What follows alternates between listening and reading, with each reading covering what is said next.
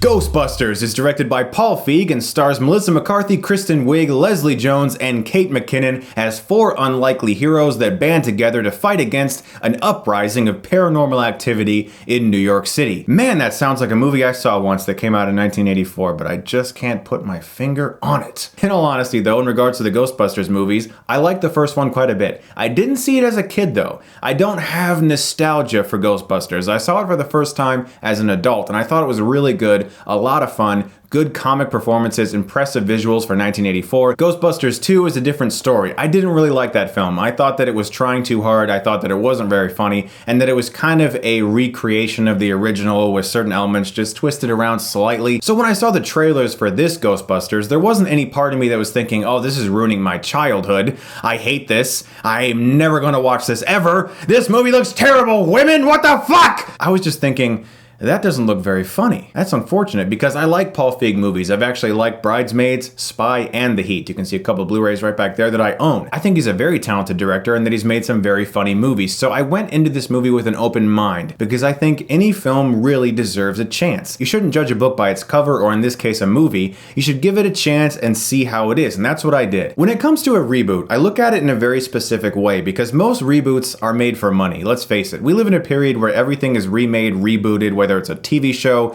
being brought back or a movie being remade, then rebooted, then remade again. It's gonna happen a lot. And now Ghostbusters receives that treatment because this is absolutely a reboot. It doesn't even acknowledge events of the last two movies. There were never ghosts in New York City. Nobody knows what that is. And Bill Murray's Ghostbusters team has vaporized into thin air and no one knows what the Ghostbusters are. This is a brand new movie with a brand new continuity. And the way I look at reboots is this. Does it improve upon the original at all? Does it add anything good to the franchise? Is there a reason for this reboot to exist beyond earning a lot of money on a well-established name or brand? That's how I view reboots, because most of the time they're nowhere near as good as the originals. There are a handful that are better, like Ocean's 11 or John Carpenter's The Thing. And with this new Ghostbusters, there are only a handful of things that I could find that are actually better or improved upon from the 1984 film. One of them being Chris Hemsworth as the receptionist. He had more screen time than the original Ghostbusters receptionist. He was funnier. He had more things to do. He actually added something to the movie, unlike the original receptionist character. And due to advancements in technology that have happened over the past 30 years or so, the action sequences have improved as well. So technically, this film is an improvement over the original in regards to how it's constructed, from sound design and visuals. Does that really matter though when your film is 30 years older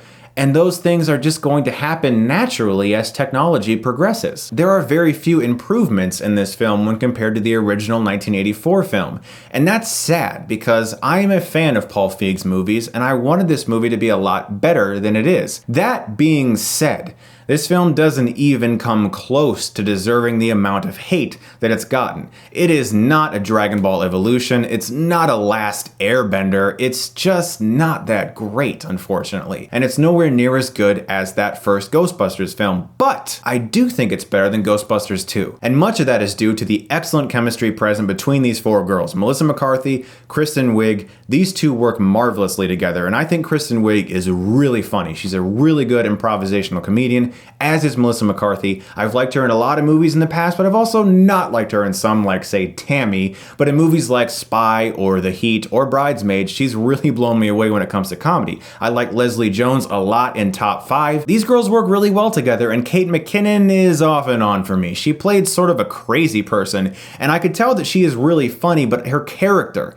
it was her character, not necessarily her as an actress, but her character just didn't quite always work for me. But those four as a team did have really good chemistry with one another. And notice that I've been saying that I think all of these actresses are really funny, because I do think all of these actresses are really funny, just not that much in this movie. Some of these actresses have split my sides with laughter in previous movies, and here they just didn't bring it. A lot of it was the script. It seemed like it was trying too much to recreate certain elements of the original, as well as bringing back some very unfortunately unnecessary cameos in roles that were almost disrespectful to the original. In particular, one person who plays a scientist in this film, and I was just like, not only is this not funny, but this isn't really respecting the original. Really poor choices were made with those cameos that just did not work for this movie. This movie's a bit of a mixed bag for me because with all of the whole like, you're a misogynist if you hate this movie thing, it's tough to really go about reviewing this movie without being labeled something. The simple fact of the matter is, I like all these actresses.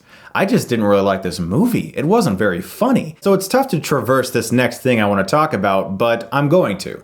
Every male character in this movie is either an idiot, a coward, or an asshole.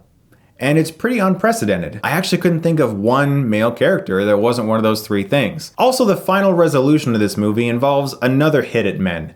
I don't want to spoil it for you, and I won't spoil it for you, but I was just kind of like, wow. Guys, to put this all in a nutshell, the cameos didn't really need to be there. The four leads are funny, and I would like to see them in a funnier movie. Hemsworth had some really funny parts. There are funny scenes. There are moments where I laughed. But overall, it suffers when you compare it to the original, which it's trying to erase. And when you take reboots as a whole, as a thing, there really is no point to reboot a film if you can't improve upon it. Because if you're not improving upon it, then what are you doing? Hoping for some bank. I'm gonna give Ghostbusters a C. Doesn't quite deserve that hate that it got, but it's also not a good enough film to be like, yeah, see, it was actually great! Because it's just kind of okay.